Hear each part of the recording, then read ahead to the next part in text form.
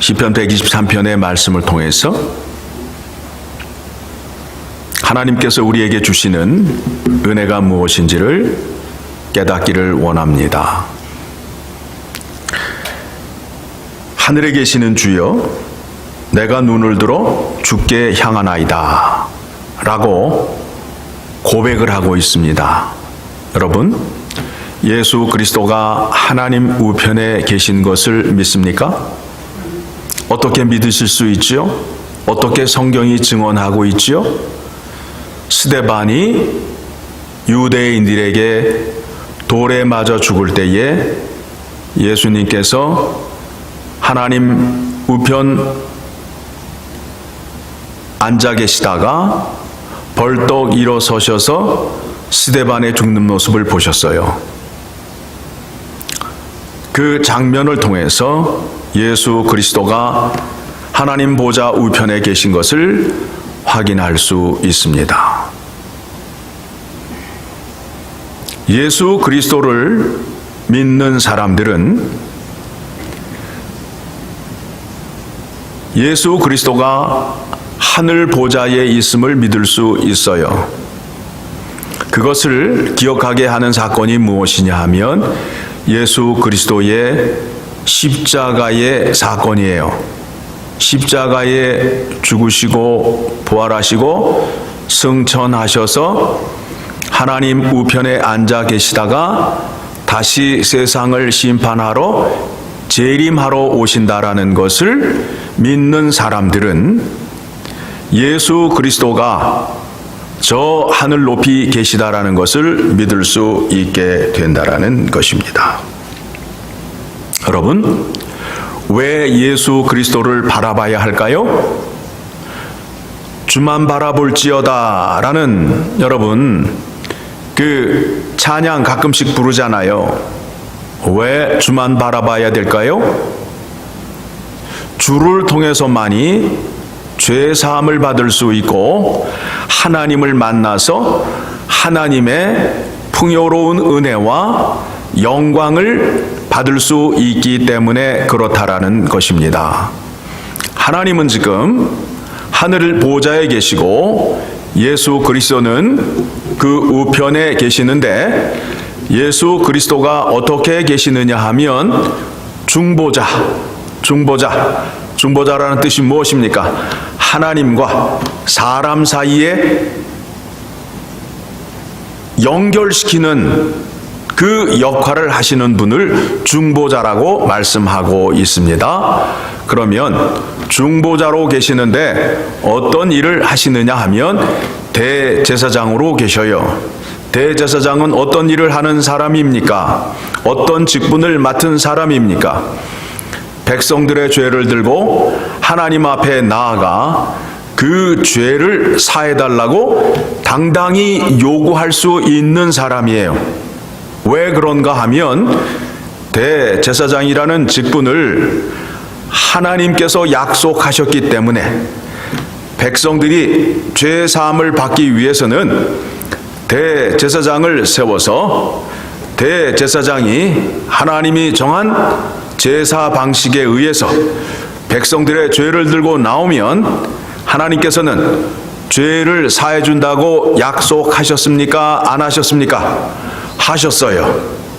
그래서 죄 있는 사람들은 성전을 향하여 올라가고 성전에서 대제사장에게 우리의 죄 문제를 해결해 달라고 당당히 요구할 수 있게 된다라는 것입니다.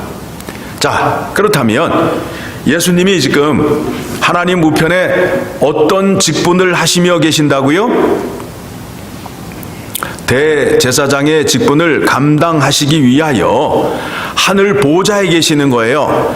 하늘 보좌에 왜 계시느냐 하면 우리가 배웠잖아요. 죄 사함을 받기 위해서는 어느 곳에 가야 돼요? 성전을 가야 될 거 아니에요? 성전에는 누가 계셔요? 하나님이 계셔서 성전에서 제사를 드려야 되고 제사는 아무나 드릴 수 있나요?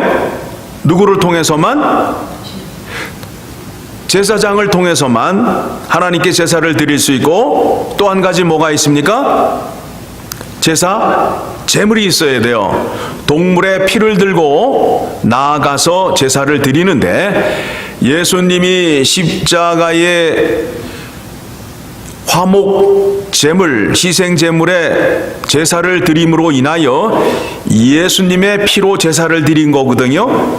예수님의 피는 영원한 피, 썩지 아니하는 영원한 피를 하나님 앞에 드리면서 하나님께 제사를 드리는 거예요. 그러니까 예수님이 하늘 보좌에 계신다 함은 하늘 지성소, 하나님이 계신 곳이에요. 하나님이 계신 곳에 대제사장으로 예수님이 계시고, 그 다음에 예수님이 백성들의 죄를 사해 주기 위해서 자신의 피, 하나님의 피를, 영원한 피를 들고 하나님 앞에 나아가 우리의 죄를 사해 주시는 그 역할을 감당하신다는 거예요.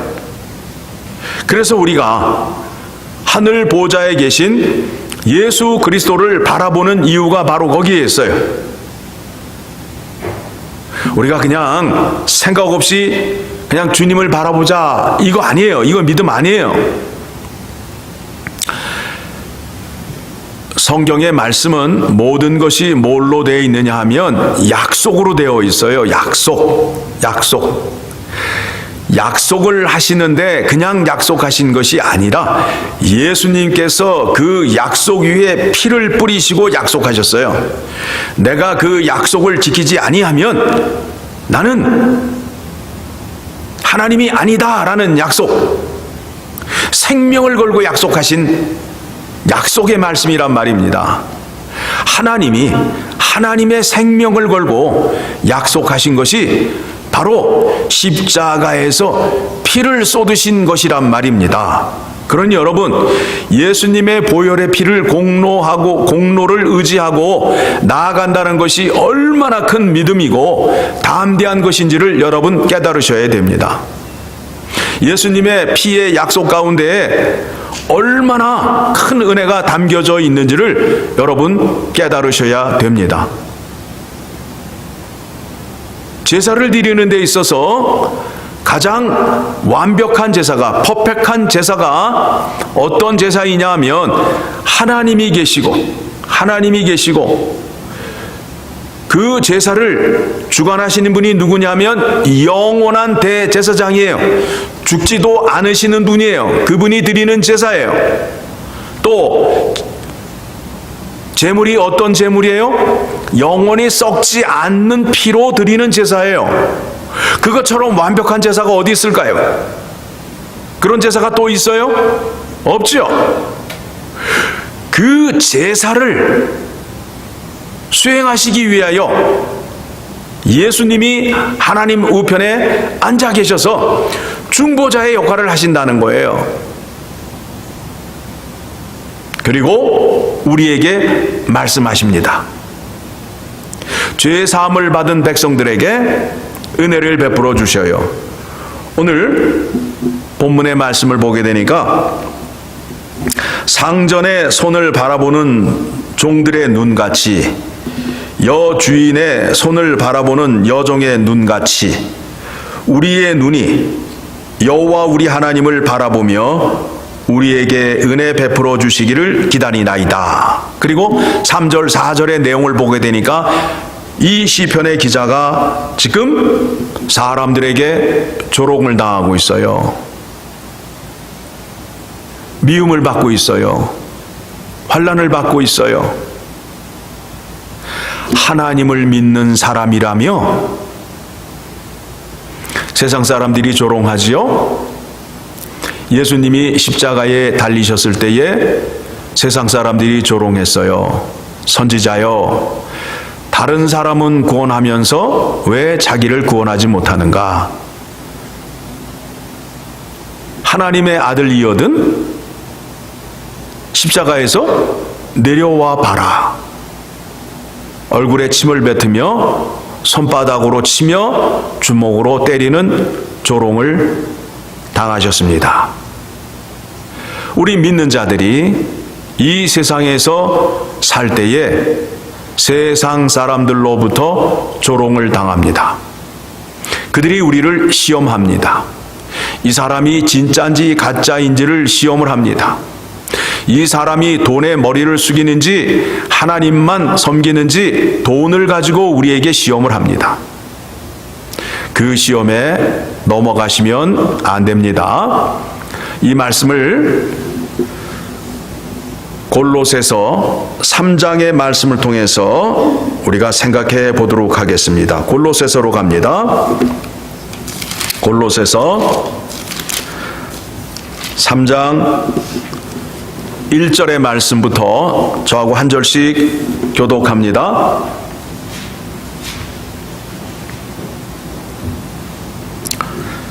그러므로 너희가 그리스도와 함께 다시 살리심을 받았으면 위의 것을 찾으라. 거기는 그리스도께서 하나님 우편에 앉아 계시느니라. 이는 너희가 죽었고 너희 생명이 그리스도와 함께 하나님 안에 감추어졌음이라.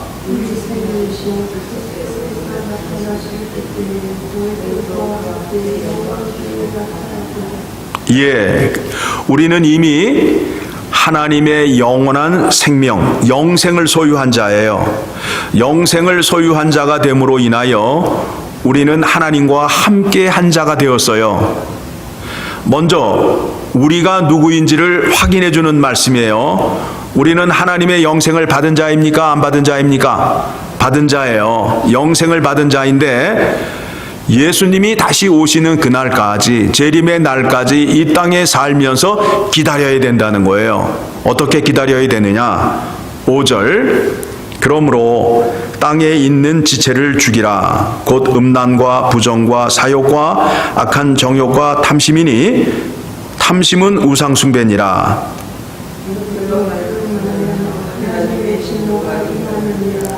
예, 이게 다 우리를 유혹하는 것들인데 이 유혹이 외부에서 들어와서 내 마음을 괴롭게 해요.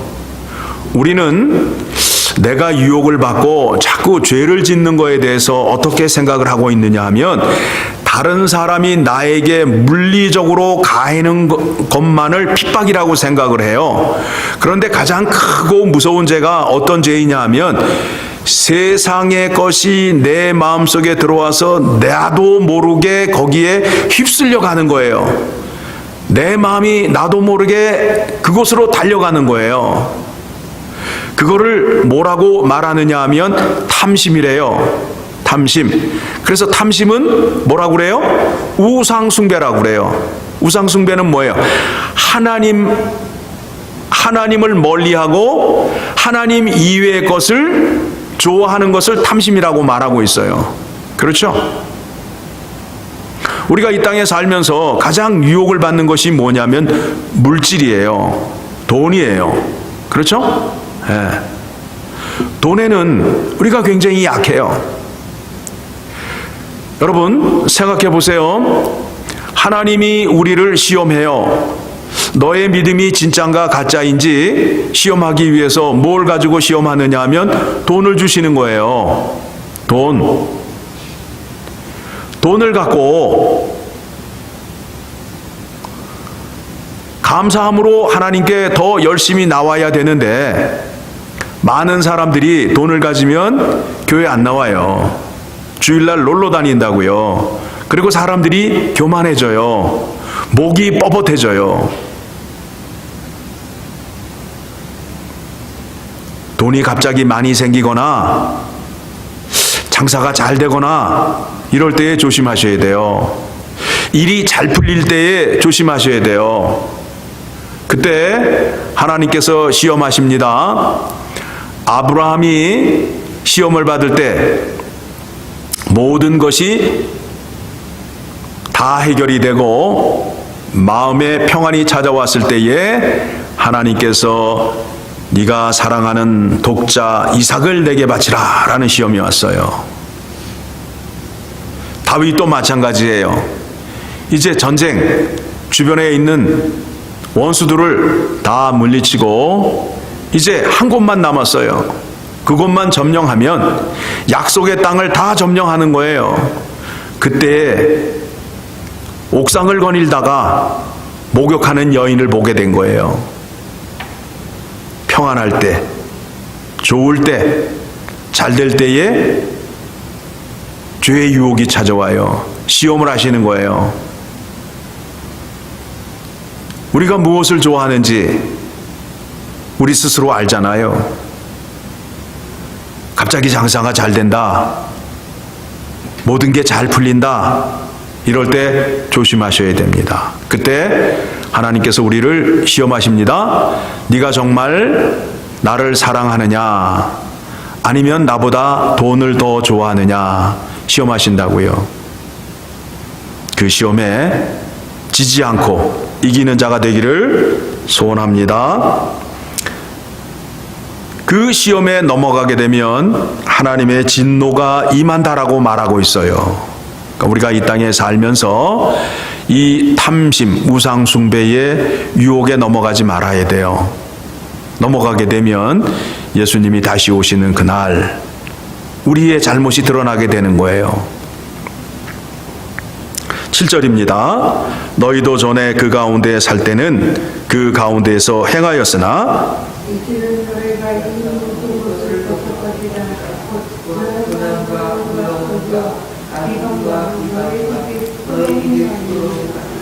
이제 새 사람이 되었으니까 과거에 있었던 것, 옛사람에게 속하였던 것을 벗어버리라고 말하고 있어요. 더러운 옷을 벗어서 쓰레기통에 던짐과 같이 우리의 옛 성품을 벗어서 쓰레기통에 집어넣으라고 말씀하고 있습니다.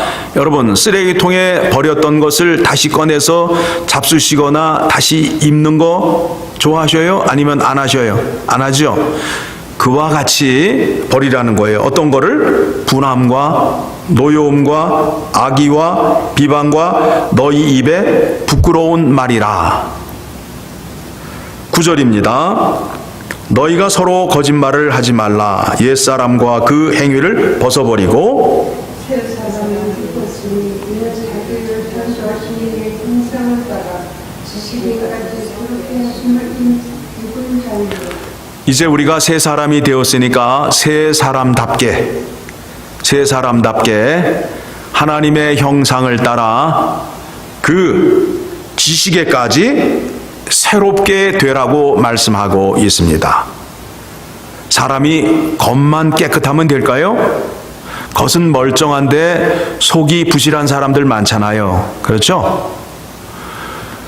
우리의 죄를 씻어주시고 우리의 속마음을 깨끗하게 하고 새 사람을 만들어 주시기 위하여 우리에게 성령을 주셨어요. 성령을 받은 사람은 하나님의 말씀을 들을 수 있고 하나님 말씀을 따라 순종하며 살 수 있는 자가 되는 거예요. 그렇죠? 그래서 예수님이 이 땅에 오셔서 십자가에 죽으셔요. 예수님이 십자가에 죽으시고 부활하시고 승천하신 후에 우리에게 누구를 보내주셨어요? 성령을 보내주셨다고요.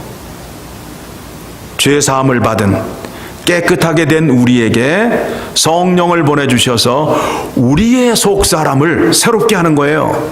강건케 하는 거예요. 우리가 하나님의 말씀을 들으면서 하나님의 말씀을 깨달으면서 우리의 속사람이 강건해지는 거예요. 우리의 속사람이 강건해져야 이런 죄의 유혹과 우리를 향한 핍박과 저주가 오더라도 이길 수 있게 된다는 것입니다. 내 속사람이 강건해지면요, 다른 사람이 나를 조롱하고 나에게 위협한다 할지라도 내가 흔들리지 않아요. 시편의 기자가 하나님께 간구하였던 그 간구의 내용이 우리에게 이미 임하였습니까? 임하지 않았습니까? 임하였어요. 누구를 통해서? 예수 그리스도의 십자가의 공로에 의해서 우리에게 이미 다 임하였어요. 얼마나 감사합니까? 우리는 죄를 이길 수 있는 능력을 갖고 있어요. 누가 함께 하시기 때문에? 성령이 함께 하시기 때문에. 우리에게는 또 뭐가 있어요? 날마다 읽을 수 있는 성경이 있어요. 그 말씀을 읽음으로 인하여 우리가 교만한 자들의 멸시를 물리치고 우리의 영혼이 강해지고 강건해질 수 있다라는 것입니다. 오늘 말씀 통해서 이 은혜가 시편의 기자가 간구하였던 그 은혜가 이미 나에게 임하였구나 라는 것을 깨닫게 돼요. 오늘 말씀을 들으시고 여러분의 영혼이 기쁩니까? 안 기쁩니까? 기쁘지요? 근데 기뻐하시는 모습이 아닌 것 같아요. 시편의 기자가 그토록 간구한 그 은혜가 이미 나에게 임하였어요. 예수 그리스도를 통해서 성령님이 내 안에 들어와 계심으로 인하여 예수 그리스도의 십자가의 보혈의 공로를 찬양하고 은혜를 베풀어 주신 하나님 아버지께 감사와 영광을 올려드리는 자리로 나아갈 수 있는 신실한 자가 되었다라는 것을 깨달으시고 나라는 존재가 하찮은 존재가 아니라 하나님의 은혜를 많이 받고 하나님이 나와 함께 하신다라는 것을 깨달음으로 인하여 내가 어느 곳을 가든지 승리할 수밖에 없다라는 것을 깨달으시고 또 내가 아골골짜기를 간다 할지라도 주님이 나와 함께 동행해 주신다라는 것을 믿으시고 담대함으로 세상을 향하여 호령하며 외치며 주님의 십자가의 복음을 전할 수 있는 사람이 되었다라는 것입니다. 이 은혜가 여러분에게 충만히 임하기를 소원합니다. 기도하겠습니다. 하나님 아버지 감사합니다. 우리가 하늘에 계신 예수 그리스도를 바라보기 위해서는 믿음, 소망, 사랑이 있어야 되겠습니다. 믿음을 통하여 예수 그리스도를 믿을 수 있는 신뢰가 있어야 되겠습니다.